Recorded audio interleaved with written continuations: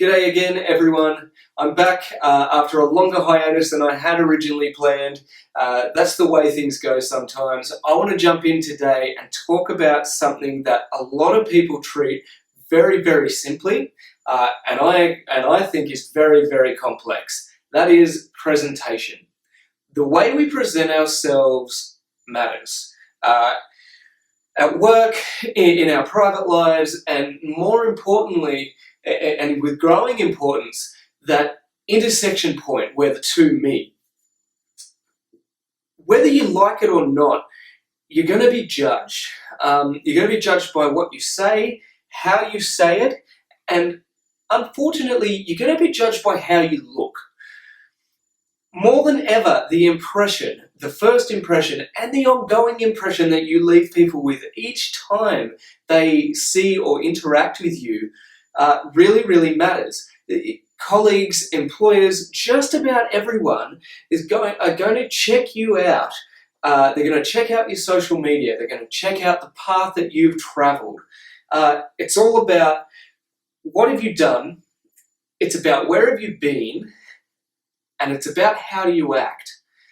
So, how do you come across? It's more than wearing a tie and checking your spelling before you hit send. You need to show people. You need to show people how you see yourself, and what you want to do and what you want to be.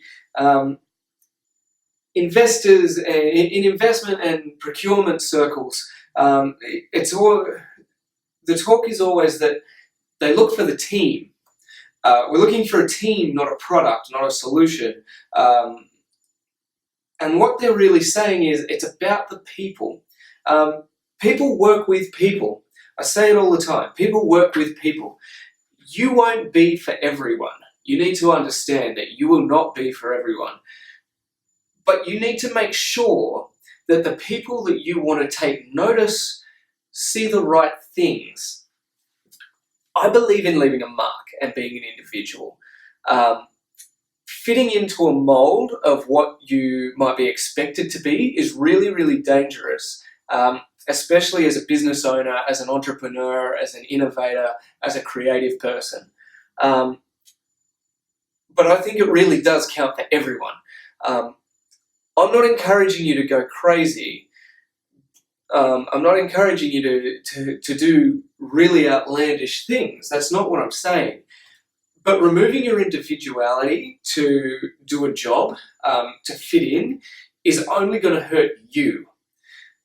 Unfortunately, there are still a lot of people in positions of power and control who believe in the ladder, in that corporate, the structure, it's doing time and gaining experience to be rewarded with these opportunities. These opportunities aren't. Really, that's all I can say. Really, they're purely steps on someone else's ladder. And the thing about the ladder is that the person giving you the opportunity, that giving you that next step up, is always making sure that you're a step behind them. You're still one step, two steps, however many steps it is, you're still behind them on that ladder. You can't overtake someone on a ladder. That's how it works. The best way to waste talent is to tell it to wait. That's why the ladder doesn't work. That's why you need to overcome the ladder. I hate the idea of experience trumping ability, skill, expertise, aptitude, enthusiasm. The best person for a role anywhere is the one who can do the most with it, not the one who's seen other people do it for the longest time. It's the result of fearing talent and wanting to be the smartest person in the room that makes people hold others back, to keep them that one step behind, to say you just need to wait a little bit longer. So how do you overcome what people perceive of you?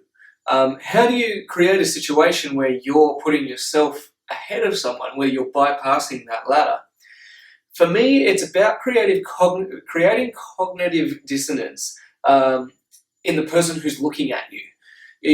You need to make yourself so boldly different to what they're expecting to see that they can't hold that opinion anymore. One of the best ways to do that is to challenge the status quo. Being open about wanting to always look for something better is a much more clear indicator than simply doing a great job and being better at something in a functional way. The way you present yourself doesn't need to be restrained. You don't need to be restrained. You need to be appropriate for your audience and for your environment, absolutely, but you don't need to be restrained. If you're in a creative field, it's okay to come across as a little eccentric. I'd prefer it if you were, if that's what you're doing. If you're in a research position, you can express your ultimate goals. You can express that you want to cure disease, that you want to change the world. You're allowed to aim high. You don't have to be just focused and just talk about that next step, that next report, that next outcome. If you're in a technical role, why not be outspoken?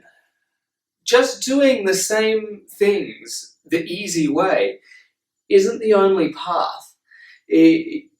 Function and efficiency is the birth of great change. Function and efficiency is the birth of great change. It really is. So all of these things, what it all comes down to is being a catalyst. Be a catalyst for something new. Be a catalyst for pushing yourself and others to make a decision and to reach a goal that isn't safe. At the end of the day, it's about being yourself. When you're yourself, or as close to yourself as you can be, you're doing your best work. And that's what this is about. After I've finished every big piece of work I take a step back and I ask myself if it's good work. But more importantly, I ask myself whether I'm proud to put my name on it. Whether I'm proud to have people look back for however long they're going to look back at that and say, that was something that Andrew did. Because I know I do this, and it's a really good way to ask yourself if you're actually really comfortable with it within yourself. But because I know I do this, I've started holding myself to it as I go along the way, not just at the final product, but as I'm doing it. Taking a step back, removing myself just that little bit, looking at what I'm doing. Being proud of what you're doing is a really fantastic way to govern, to guide how you present yourself.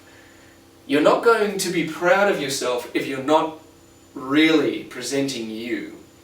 So it forces you to be honest with yourself. If you do that, if you're honest with yourself, others will see you the way you want them to see you, not their own way. They can't, because what you're doing by doing things that you're proud of, by doing the things that are an expression of you, you're removing in those people the what you say and the way you act. Or the what you say and the way you deliver. They become one. You are delivering on what you say you want to do. And that's important because that removes in them that doubt that they have. That removes their way, what they want to see you doing. That's gone. They have no choice but to see you the way you present you and the way you want to be presented. That's the only option they have left.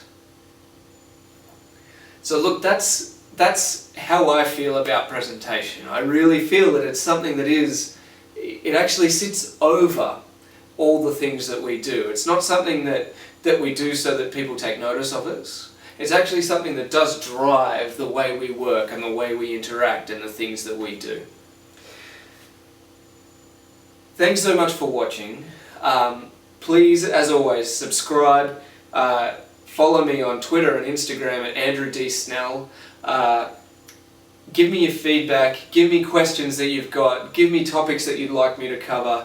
This video presentation is going to be the series, the first in the series of 3 or 4 videos I'm going to do on the individual, on how you can build yourself up and be the person, the professional, the human that you want to be, and how you put that forward to the world.